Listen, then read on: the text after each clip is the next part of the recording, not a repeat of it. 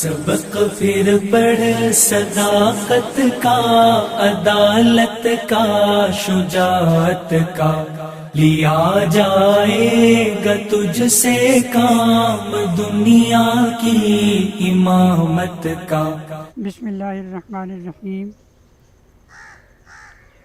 سامعین کرام، ہم نے اپنی گزشتہ گفتگوؤں میں علامہ اقبال کی شخصیت اور ان کے سوانحی مراحل کا کچھ ذکر کیا تھا۔ آج کی گفتگو میں ہم ان کے افکار و نظریات اور ان کے تصورات کے سلسلے میں کچھ گفتگو کریں گے۔ اس سلسلے کا جو سب سے پہلا اور نمایاں تصور ہے علامہ اقبال کا، وہ ان کا نظریہ خودی ہے۔ خودی جو ہے وہ اسے انا یا ایگو بھی کہتے ہیں۔ علامہ اقبال کے اپنے الفاظ میں خودی کا مفہوم احساس نفس یا تعین ذات ہے۔ اقبال نے یہ تصور کیوں پیش کیا؟ انہوں نے سب سے پہلے مربوط انداز میں اسے 1915 میں مثنوی اسرار خودی کے سلسلے کی شکل میں پیش کیا تھا۔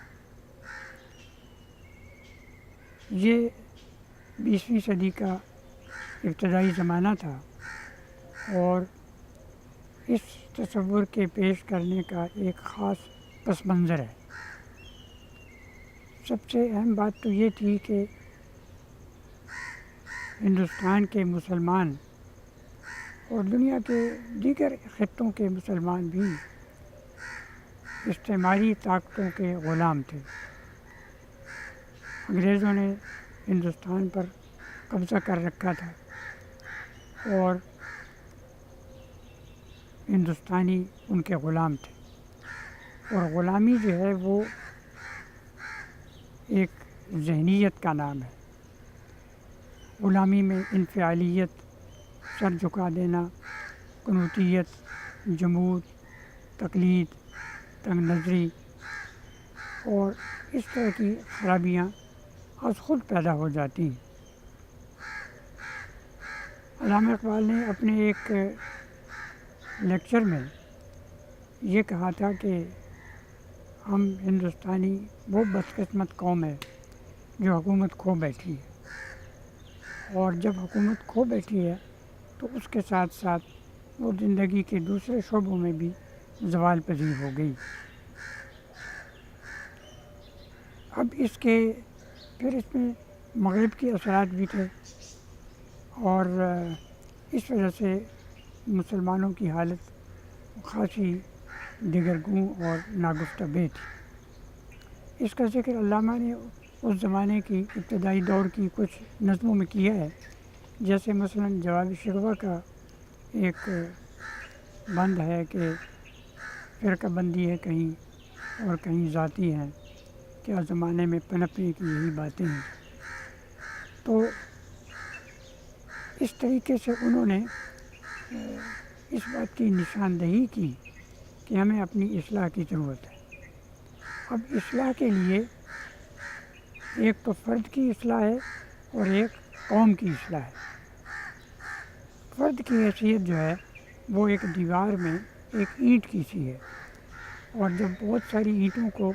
ایک ترتیب کے ساتھ جوڑا جاتا ہے تو وہ دیوار بن جاتی ہے، اور اس کی حیثیت ایک قوم کی ہے، اس کی مثال ایک قوم کی ہے۔ تو اقبال سمجھتے تھے کہ ایک تو فرد کی ذاتی اصلاح کی ضرورت ہے، اور دوسری قومی سطح پر بھی اصلاح کی ضرورت ہے۔ اپنی مختلف نظموں میں، اردو نظموں میں، یعنی 1915 میں تو انہوں نے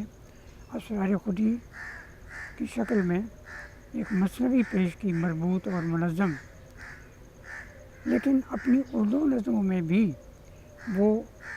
خودی کا احساس دلاتے رہے۔ مثلاً آشنا اپنی حقیقت سے ہو اے دہقاں ذرا، اور اسی طرح اپنی اصلیت سے ہو اپنی اصلیت سے ہو واقف ذرا، یا اسی طرح کبھی یا نوجوان مسلم تدبر بھی کیا تم، اور پھر اس کے بعد آگے چل کر مختلف نظموں میں کہ جیسے ساقی نامہ میں کہا کہ یہ ہے مقصد گردش روزگار کہ تیری خودی تجھ پہ ہو آشکار، تو خودی کا بیدار ہونا، خودی کا باقی رہنا، اس کا مستحکم ہونا، یہ ان کی کوشش رہی۔ وہ سمجھتے تھے کہ انسان کو اللہ تعالیٰ نے ایک ذمہ دار انسان، ایک ذمہ دار ہستی کے طور پر دنیا میں بھیجا ہے تاکہ وہ اپنی خودی کو مستحکم کرے اور اسے پختہ کرے، اور خودی جو ہے وہ خدا کی طرف بھی رہنمائی کرتی ہے۔ اس طرح سے خودی کا تعلق خدا شناسی سے بھی ہے، اور یہ معروف قول ہے کہ من عرف نفسہ فقد عرف ربہ، کہ جس نے اپنے آپ کو پہچان لیا اس نے اپنے رب کو بھی پہچان لیا۔ تو خودی جو ہے وہ دراصل ایک عبدیت کی ایک شکل ہے۔ عبدیت یعنی عبد ہونا، اللہ تعالیٰ کی ذات ہے اور انسان جو ہے اس کا بندہ ہے، اور یہ جو مقام ہے اس کی بندگی کا مقام۔ اقبال نے اپنے جو معروف خطبات ہیں انگریزی، ان میں سے چوتھے خطبے میں یہ کہا ہے کہ یہ عبدیت جو ہے وہ یونیک انڈیویجویلٹی ہے، یعنی ایک یکتا انفرادیت ہے، اور یہی بسا ہے کہ اس انفرادیت کی وجہ سے اور اس جو بھاری ذمہ داری انسان پر عائد کی گئی تھی، اور جس کے بارے میں یہ فرمایا گیا کہ اِنَّا عَرَضْنَا الْأَمَانَةَ عَلَى السَّمَاوَاتِ وَالْأَرْضِ وَالْجِبَالِ فَأَبَيْنَ أَن يَحْمِلْنَهَا وَأَشْفَقْنَ مِنْهَا وَحَمَلَهَا الْإِنسَانُ، کہ ساری زمین اور آسمان اور پہاڑ اور سب چیزوں کو یہ خلافت پیش کی گئی، نیابت پیش کی گئی، نیابت الہی، مگر سب نے اس بھاری ذمہ داری کو اٹھانے سے انکار کر دیا، کیونکہ یہ بہت بڑی ذمہ داری تھی اور وہ اپنے آپ کو اس کا اہل نہیں پاتا۔ لیکن انسان نے اس ذمہ داری کو اٹھانا قبول کر لیا، اور انسان اگرچہ اس نے ذمہ داری اٹھا لی، اور یہ اس لیے کہ اللہ تعالیٰ کا یہ فیصلہ تھا کہ انی جاعل فی الارض خلیفہ، کہ اللہ تعالیٰ زمین پر اپنا نائب بھیجنے والا ہے جو نیابت الہی کا فریضہ انجام دے گا۔ چنانچہ یہ ایک بڑی ذمہ داری تھی، اور جب انسان کو زمین پر بھیجا گیا، اور تو اس وقت اقبال کی ایک نظم ہے کہ روح ارضی آدم کا استقبال کرتی ہے، تو جب آدم کو بھیجا گیا تو اس کو بہت سارے اختیارات بھی دیے گئے، چنانچہ یہ کہا گیا کہ ہیں تیرے تصرف میں یہ بادل یہ گھٹائیں، اور بہت ساری چیزیں اس کے علاوہ۔ تو یہ انفرادیت اور یہ تشخص جو ہے یہ خودی کا ایک سلسلہ ہے۔ اب یہ کہ اس کے لوازم کیا ہیں خودی کے، خودی میں کن چیزوں کی اس کے استحکام کے لیے، اس کی بقا کے لیے کن چیزوں کی ضرورت ہے، اس میں بہت ساری چیزیں ہیں۔ مثلاً عشق جو ہے، اور عشق بھی بذات خود اقبال کا ایک مستقل تصور اور ایک نظریہ ہے، تو وہ خودی کے لیے ضروری ہے کہ خودی کے اندر عشق کا ہونا یہ لازمی ہے۔ اسی طرح قوت، خودی جو ہے وہ قوت بھی چاہتی ہے، خودی جو ہے وہ دوسروں کے ساتھ ایک مقابلہ چاہتی ہے، پیکار چاہتی ہے، اور اسی طرح خودی جو ہے وہ فقر و استغنا بھی اس کے لیے ایک لازمی چیز ہے، کیونکہ اگر آپ فقر و استغنا کا راستہ اختیار نہیں کریں گے اور دوسروں کے آگے سر جھکائیں گے، دوسروں کے آگے سوال کریں گے، تو اس میں ایک عنوان ہے کہ خودی از سوال ضعیف می گردد، کہ جب آدمی کسی کے سامنے ہاتھ پھیلاتا ہے تو انسان کی خودی جو ہے اس میں کمزوری آ جاتی ہے، وہ ضعیف کرتی ہے، اور اگر اس کو آپ مستقلاً اس طرح سوال کرتے رہیں گے تو آخر کار وہ خودی جو ہے وہ ختم ہو جائے گی۔ علامہ اقبال نے اسی مثنوی میں ایک جگہ یہ کہا ہے کہ خود فرودہ از شتر مثل عمر، الحذر از منت غیر الحذر، کہ حضرت عمر رضی اللہ تعالیٰ عنہ کی طرح تو اپنے اونٹ سے، اپنی سواری سے نیچے اتر، الحذر اور ڈرو، از منت غیر الحذر، دوسروں کا احسان اٹھانے سے ڈرو اور اس سے بچو۔ یہ اس واقعے کی طرف اشارہ ہے کہ جب حضرت عمر رضی اللہ تعالیٰ عنہ مدینہ سے بیت المقدس کی طرف جا رہے تھے اور ان کے ساتھ صرف ایک غلام تھا، ایک گھوڑا تھا جس پر وہ سوار تھے، اور اس پر بھی وہ باری باری سفر کیا کرتے تھے۔ جب وہ سواری کرتے تھے تو غلام پیدل ساتھ ساتھ چلتا، اور پھر جب غلام سواری کرتا تو حضرت عمر پیدل سفر کرتے تھے۔ تو جس ایک مرحلے میں جب وہ گھوڑے پر جا رہے تھے اور ان کے ہاتھ میں ایک چابک تھا جس سے وہ گھوڑے کو چلا رہے تھے، تو وہ چابک گر گیا۔ اب ان کے ساتھ ساتھ غلام چل رہا تھا ان کا، لیکن انہوں نے یہ گوارا نہیں کیا کہ اس سے سوال کریں، اس سے کہیں کہ بھئی یہ گھوڑا مجھے اٹھا دو، حالانکہ یہ معمولی بات ہے۔ وہ خود اترے گھوڑے سے، خود فرودہ از شتر مثل، اور نیچے اتر کر انہوں نے وہ گھوڑا اٹھایا اور پھر اپنے سواری کے اوپر بیٹھ گئے۔ اسی طرح علامہ اقبال نے خودی کا مفہوم سمجھانے کے لیے کئی طرح کی حکایات بیان کی ہیں اسی میں۔ مثلاً ایک حکایت جو ہے وہ ایک پیاسے پرندے کی حکایت ہے کہ اسے پیاس لگی اور اس نے دیکھا کہ ایک قطرہ سا پانی کا وہ پڑا ہوا ہے۔ وہ آیا، نیچے اترا اور الماس، اور اس نے اس کے اوپر، اس قطرے کے اوپر ٹھونگا لگایا اور اس کو پینے کی کوشش کی، مگر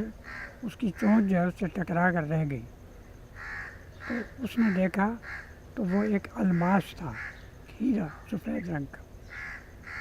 پھر اس کے بعد اس نے دیکھا کہ ایک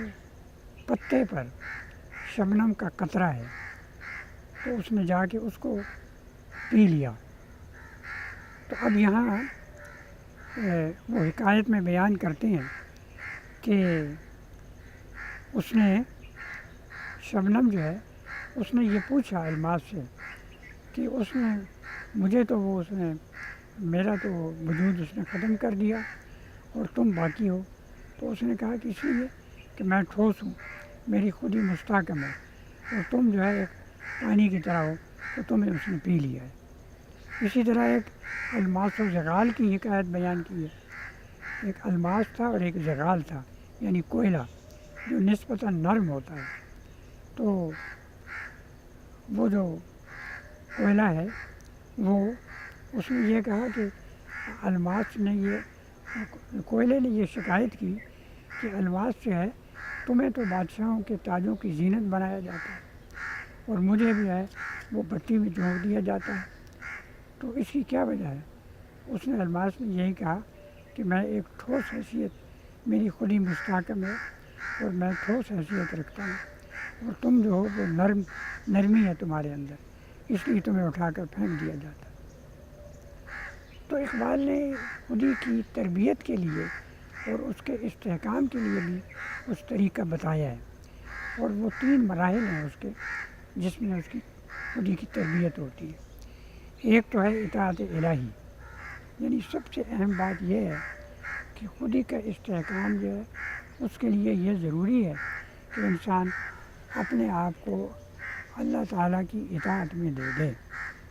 جو اللہ تعالیٰ کی طرف سے حکم ہو اس کو بلا چون و چرا بجا لائے۔ اور یہی عبدیت ہے. بندے کا کام اللہ کا کام حکم دینا ہے اور عبد کا کام اس کی پیروی کرنا ہے، اس کو بجا لانا ہے. دوسری چیز ہے ضبط نفس، کہ انسان کے اندر اتنا ضبط نفس پیدا ہو جائے کہ وہ تکلیفوں میں بھی، پریشانیوں میں بھی، مصائب میں بھی نہ گھبرائے اور اللہ کا شکر ادا کرتا رہے. پھر تیسری بات یہ ہے کہ جب وہ ضبط نفس بھی پیدا کر لے گا اپنے اندر، اطاعت الہی میں بھی وہ ہو جائے گا، تو اس کے نتیجہ یہ ہے کہ وہ نیابت الہی کے مقام پر فائز ہو جائے گا. یعنی پھر وہ صحیح معنوں میں اللہ تعالیٰ کا خلیفہ اور اس کا نائب بن جائے گا، اور پھر وہ ساری دنیا جو ہے اس کے مقابلے میں نیچ ہوگی اور وہ ساری دنیا پر غلبہ حاصل کر لے گا. تو اس طریقے سے علامہ اقبال نے خودی کا نظریہ پیش کر کے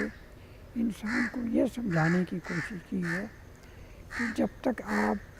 اپنی خودی کو مستحکم نہیں کریں گے اور یہ صفت اپنے اندر پیدا نہیں کریں گے، اس وقت دنیا میں کامیابی اور کامرانی مشکل ہے. اور پھر یہ خودی کا نظریہ پیش کرنے کے بعد اس کا ایک رد عمل بھی ہوا ہے، اس کا ذکر ہم اگلی گفتگو میں کریں گے. سبق پھر پڑھ صداقت کا، عدالت کا، شجاعت کا، لیا جائے گا تجھ سے کام دنیا کی امامت کا.